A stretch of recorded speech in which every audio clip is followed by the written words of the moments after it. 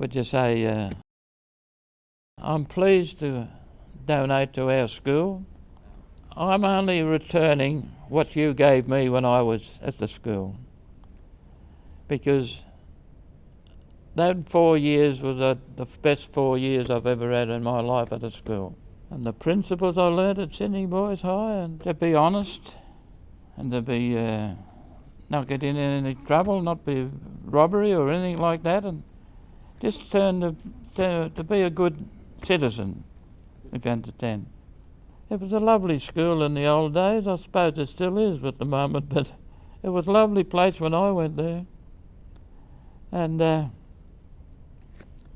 we used to go over to Centennial Park and play cricket of a Wednesday. And when it was over, I had to take a stump home and you had to take a pad home, and everyone in the team used to have to take a part of the cricket gear home. Oh, going down to that Sussex Inlet camp. That was wonderful down the camp. We used to go down there for 6 weeks over Christmas with the headmaster, not the headmaster, one of our masters.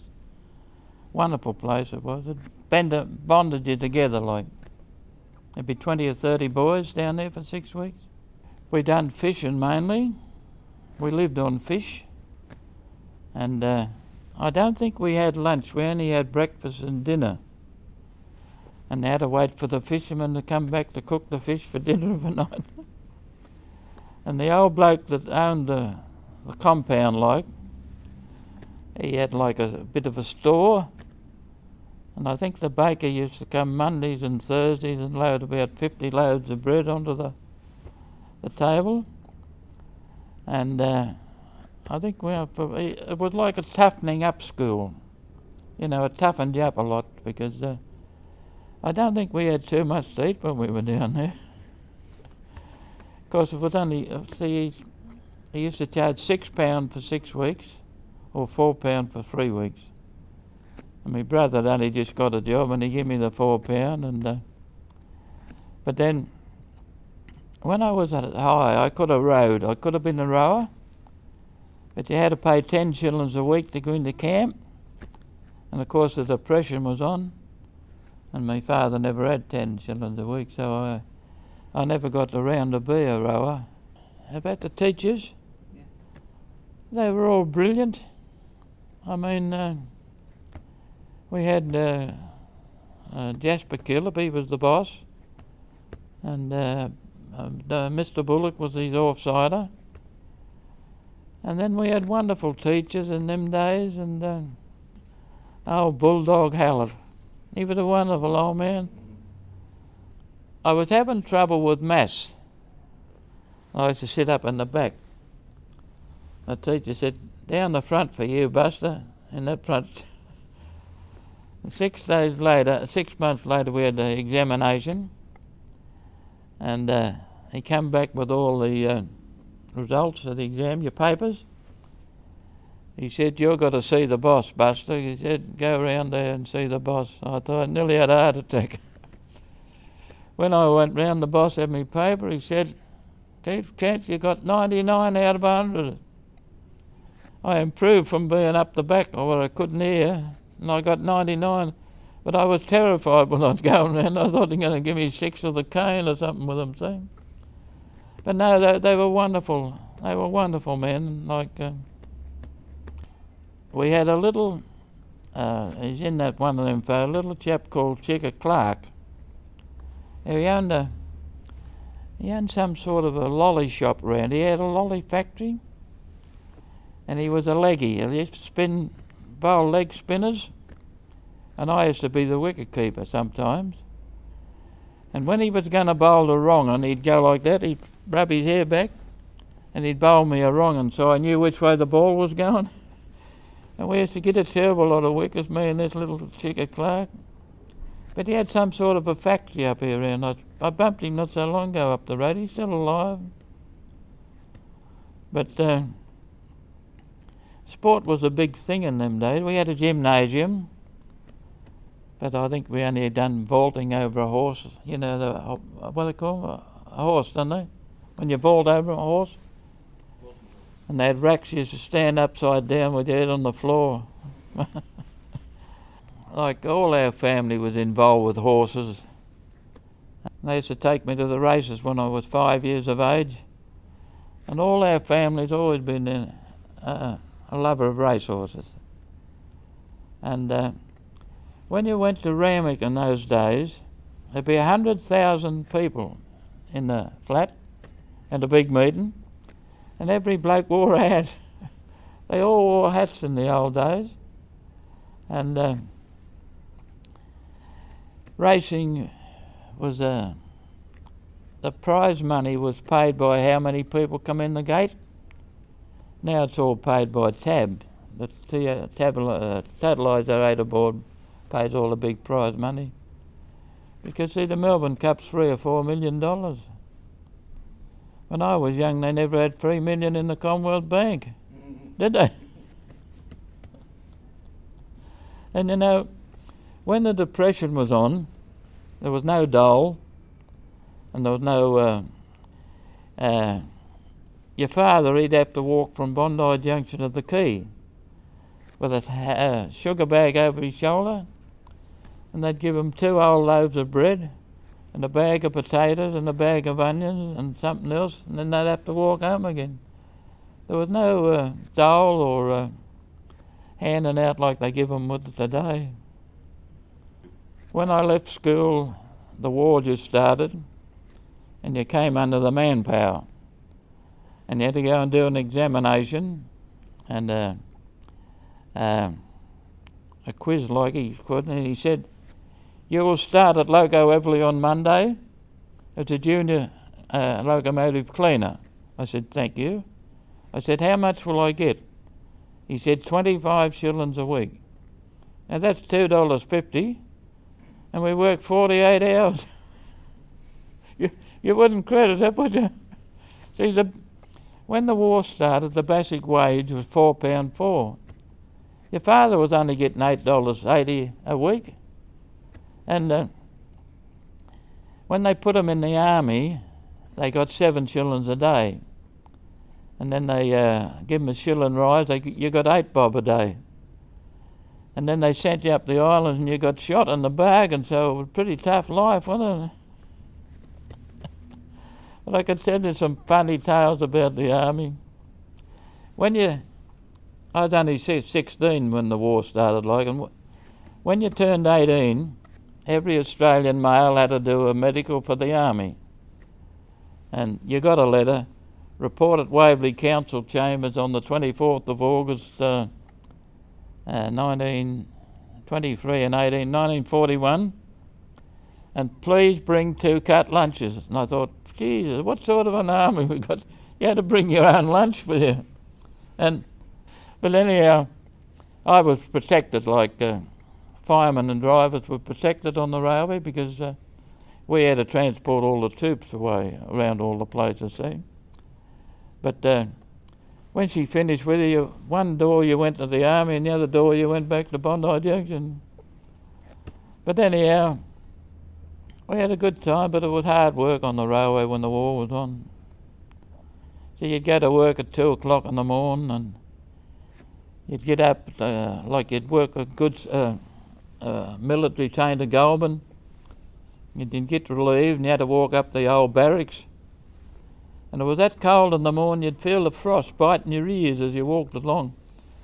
And the first time I ever went in there, they had old fuel stoves in those days, and I walked in with the old driver, and there was half a dozen house bricks on the back of the fire. And I said to the old driver, "What's the house bricks?" He said, "They're your water bottle." We had no water bottle. You used to get a house brick and wrap him up in the hair and take it to bed with.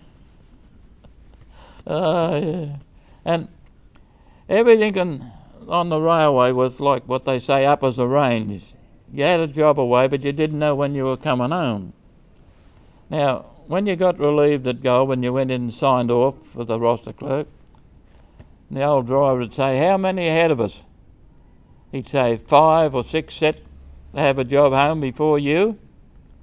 And the old driver would say, "Oh, we'll be here for 2 days." And you'd go to bed and you'd get up and have a feed, and you'd go to bed and get up and have another feed. And all of a sudden you'd hear the call boy. that call boys used to call all the men in the barracks, coming up the passage with his blucher boots thumping along. And the old driver would say, I hope he's coming for us, and if he opened your door, you kissed him, you were going home. Didn't matter about 10 or 12 hours on an old goods train, you were going home. So. But another thing too, when I first started there, as a cleaner, and you only got 2 weeks holiday when the war was on. Everybody only got 2 weeks holiday.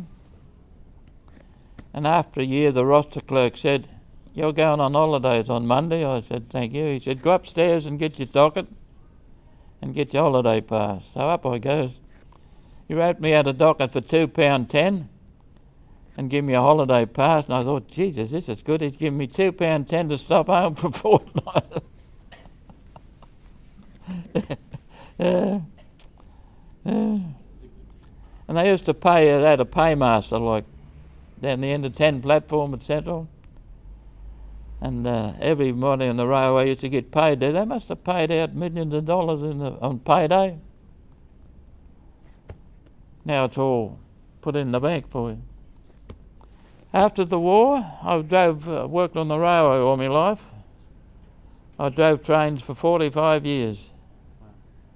I think I finished up about number 4 in the whole of the railway in the seniority list when I went off.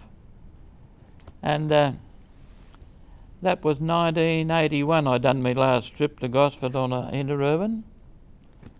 And you had to go and get interviewed and the funny thing about it, I was on a interurban one day, that's like the electric trains, and the old guard come up and he said, did you hear the latest? I said, no. He said, we can take 2 years long service leave now at half pay and retire. I said, beauty. So I filled in an application to the Chief Traffic Manager that I wanted to take me 2 years and retire on the 24th of August 1983. And you can't retire on your birthday, you've got to do 1 day over. I don't know why. I mean, I thought I could go off at 60 was on the 24th of August 83. But I had to do 1 day more. And then they read your life history to you when you go off. And it had reprimand, reprimand, reprimand. I said, what were they for? He said, caught in the showers early. Like if you was off at 4 o'clock, we'd try and sneak in the shower at 4:45, and the head cleaner would come in and raid the shower. And they used to dob it. But all our history's still in the archives of the railway. They got every history of every man that ever worked on the railway. But it was a good job, only you had to go to work at 2 o'clock in the morning. That was the only killer about them. See? Like on the railway, I had a roster for 12 months. I knew what train I was taking out next 12 months' time. And the best 2 jobs was your day off and payday. See, we used to work 13 days a fortnight when the steam was on. It was hard work. And on them old goods trains out of Enfield, we done the passengers. Another different depot done the goods train. They'd empty 14 tonne of coal out of the tender for getting to Goulburn. Take them 14 hours to get there. Oh, a terrible long job. They'd go to bed and they'd have another 14 hours coming back on the old goods train. We had the 38ers like for the passenger trains. And we used to work the Southern Aurora. That was the overnight passenger from Sydney to Melbourne. We used to work it with the 38 class. Now, you'd leave Sydney, you'd have 14 big cars behind you, probably 1,000 passengers on them. And you'd get to Liverpool and there'd be a fog, you couldn't see your hand in front of you. And from there to Goulburn was all fog. And we were doing 70 mile an hour through the fog. But see, we weren't allowed to lose time on account of a fog. And when you got to Goulburn, the Goulburn men would relieve you and they'd go to Dunedin. They'd have a fog all the way to Albury. They used to get some terrible fogs down the south of in the winter. And one night I was on and I come around Yarrambool in the fog, and the distance stick was half cocked. That meant there was danger in front of me. And I put her in the mud. And I pulled up the platform. The silly old night owl had gone to sleep, and he forgot to pull the signal off with him. See, but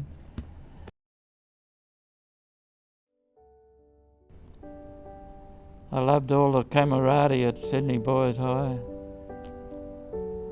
I'd say I haven't been a good man, and it's all because I was brought up through Sydney Boys High School. And then the most wonderful woman in the world was my mother, because she gave me a beautiful heart.